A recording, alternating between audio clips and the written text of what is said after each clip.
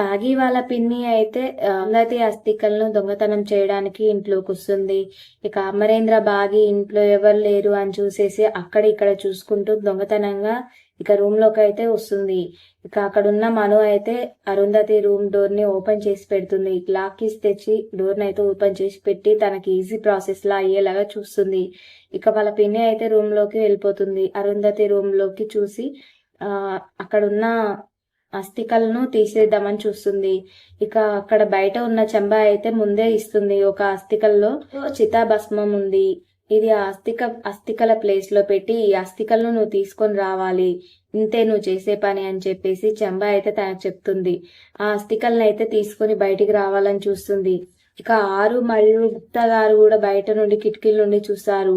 ఆరు అయితే షాక్ అవుతుంది. మా పిన్ని ఏంటి ఇలా చేస్తుంది అని చెప్పేసి షాక్ అవుతుంది. తను మాత్రం ఆపడానికి ఏం ట్రై చెయ్యదు. ఇక వాళ్ళ పిన్ని అయితే ఆ అస్థికలను తీసుకొని మెల్లగా మెట్లు దిగి కిందికి హాల్లోకి వస్తుంది. ఎవరైనా వస్తున్నారా లేదా అని అక్కడ ఇక్కడ వెతుక్కుంటూ మెల్లగా బయటకు వెళ్తుంది. ఎవరైనా వస్తున్నారా, ఎవరైనా నన్ను చూస్తున్నారా అన్న భయంతోనే తను బయటకు వెళ్తుంది. బయట అయితే చంబా ఇంకా ఎవరు భైరవ కూడా బయట వెయిట్ చేస్తూ ఉంటారు.